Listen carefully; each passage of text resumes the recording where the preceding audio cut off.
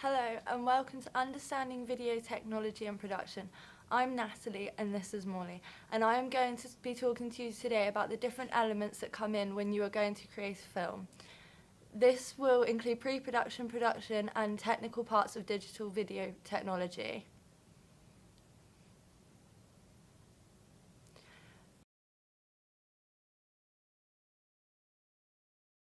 The first thing I'm going to talk to you about today is the type of production we are focusing on today, which is film. Feature film, or as some people call it, a movie, is a story or event recorded in moving images and shown on a TV or camera. For it to be a film and not a show, the motion picture has a running time longer than 40 minutes. The first film ever created was called The Story of Kelly Gang.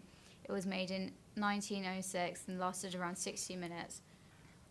Sources of finance.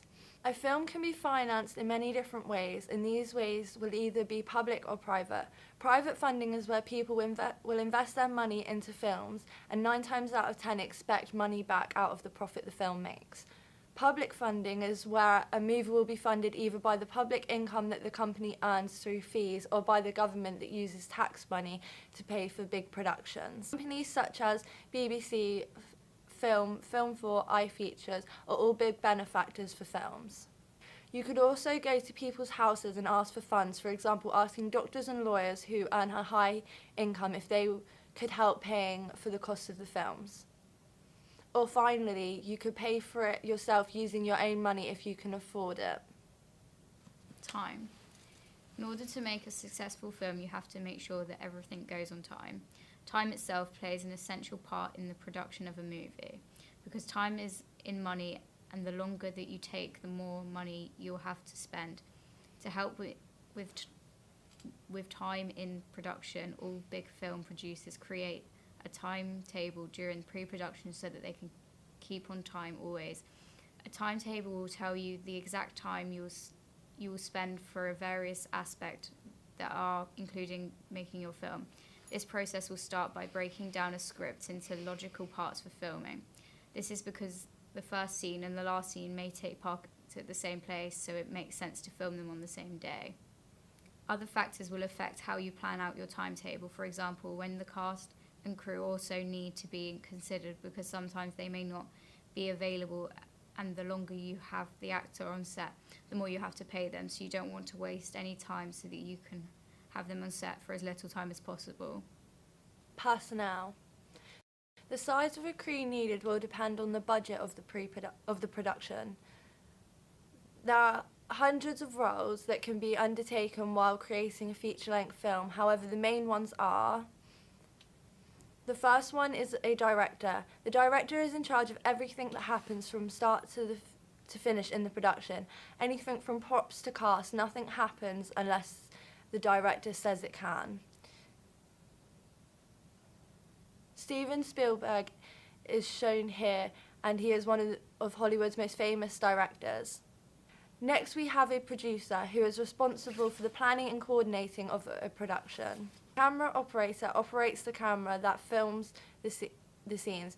In most production, there are more than one camera operators on set due to different angles of shots in scenes.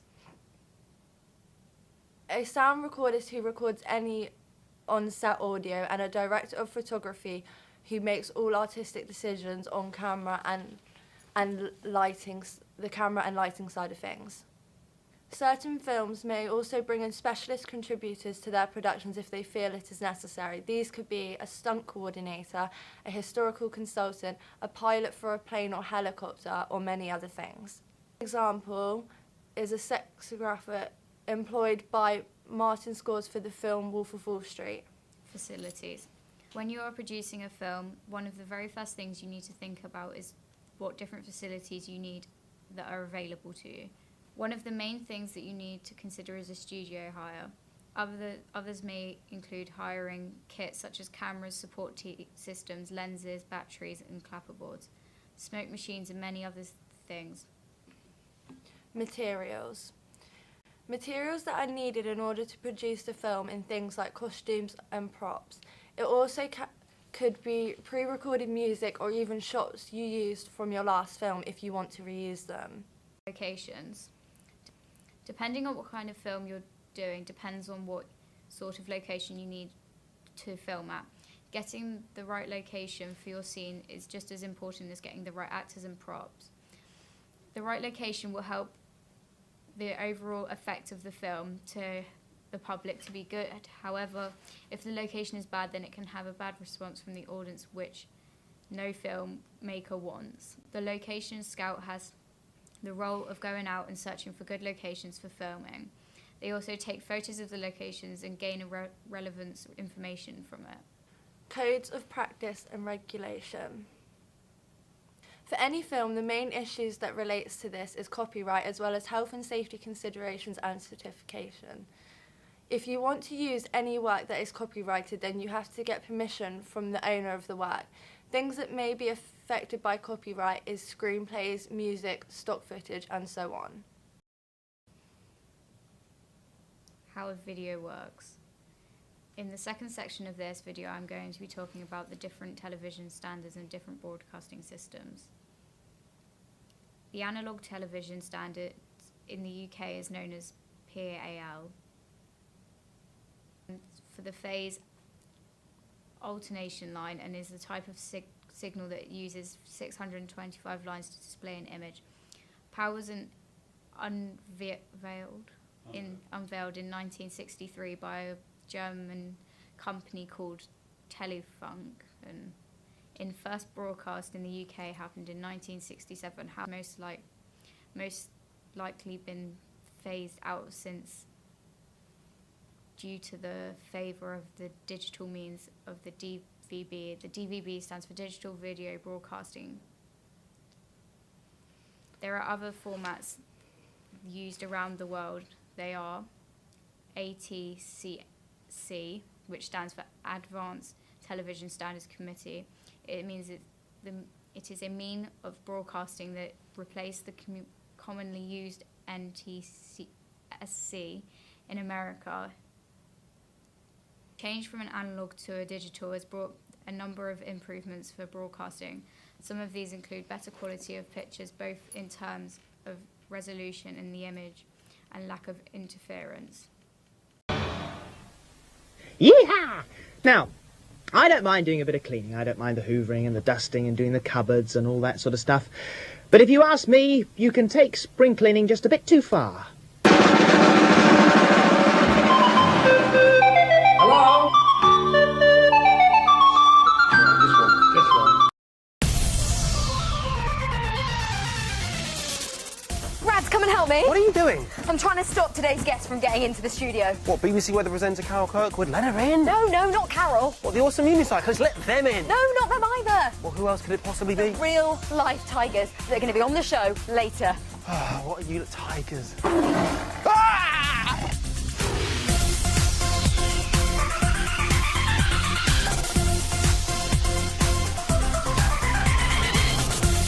That digital systems use also mean that the satellite and the cable companies like Sky are more able to stream more content and enable the viewers to record and watch more channels at once, thanks to multiplexing.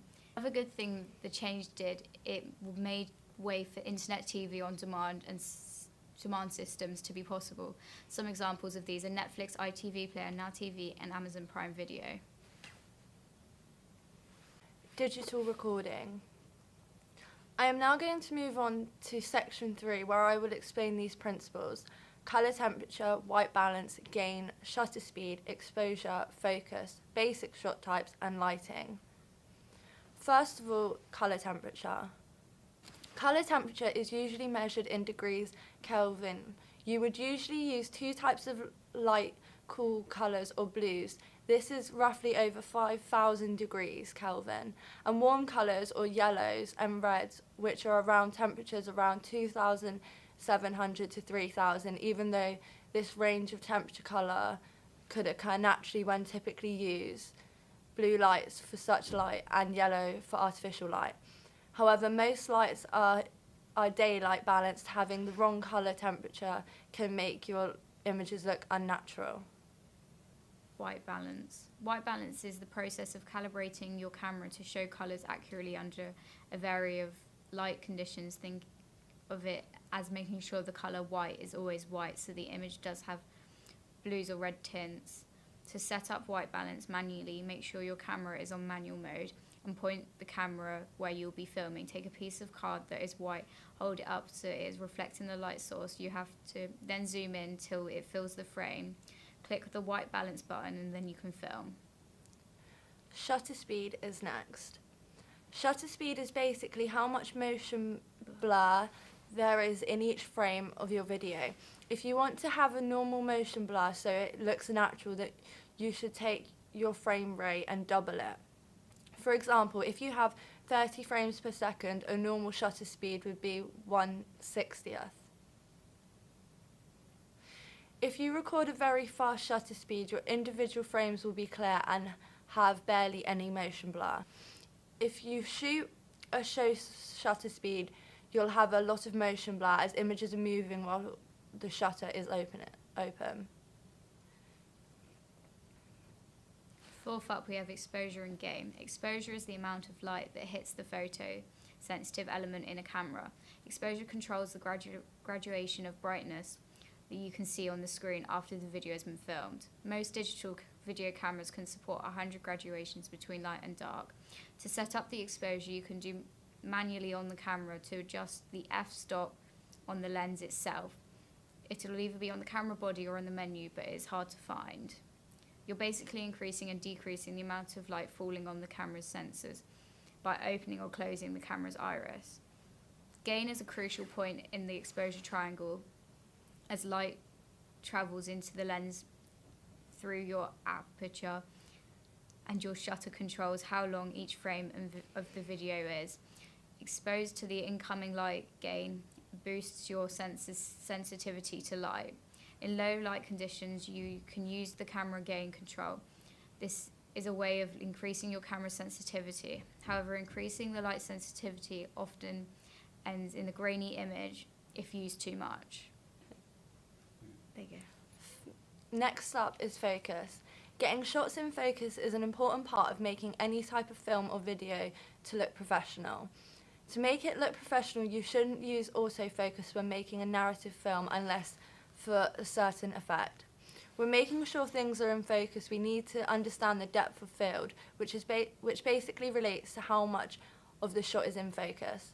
A deep depth of the field is where everything in the shot is in focus, from everything from the foreground to the background. Then a shallow depth of field only has a small proportion of the shot in focus. To make the video focused, it is pretty straightforward. You zoom in to whatever it is you want to film, and then you turn the focus ring until the image is sharp. You then will zoom out accordingly, and you should be in focus. Moving on basic shot types. There are 8 main basic shots that you definitely should know about if you're considering making any sort of video or film. There is an establishing shot, which is usually to show a location so the audience knows where it's located. A long shot is when you can see a lot in the camera, usually based on being able to see someone from head to toe. Medium shot is usually compared to when you can see someone from the knees up and more zoomed in than a long shot. A close-up is where you can see someone from just there. An extreme close-up is when you have something so close to the camera that it fills up the majority of the screen. Pan shot is when the camera is horizontal and sweeps the scene so that you can see the whole scene as it moves across. Point of view shot is where the camera is placed so that it is as if you're seeing it from someone's point of view so you can see what they are doing.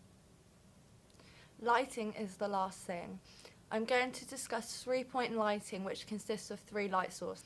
There's the key light, which is your main and strongest light. You then have the fill light, which should be less powerful than the key light. This is used to fill shadows created by the key light. Lastly, the backlight, which is set up behind and above what you're filming. This is used to add highlights to the back of the subject and to help separate them from the background. Here they are applied to the subject.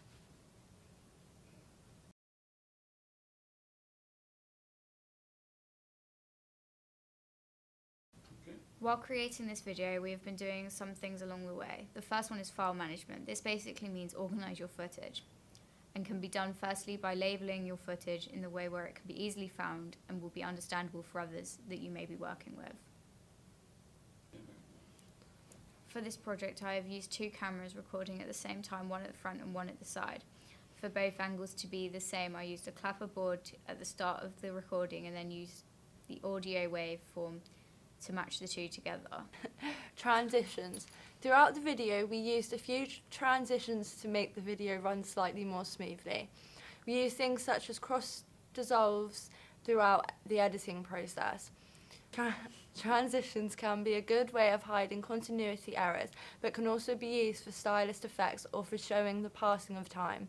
But don't overuse them as they begin to look bad and like a child's first PowerPoint, for example, like I just did. Exporting. There are many different ways in which you can export your video and different resolution frame rates, and here's how I'm going to export this particular video. First, in Premiere, I'm going to go to the File, Export, and click on Media, which brings up the export setting windows. There are lots of things you can change here, but I'm going to click on the Format QuickTime drop down and choose H.264. I'm going to change the output name by clicking on the blue text, renaming it and changing the save location and hitting export at the bottom, and sit back and wait for your render to finish.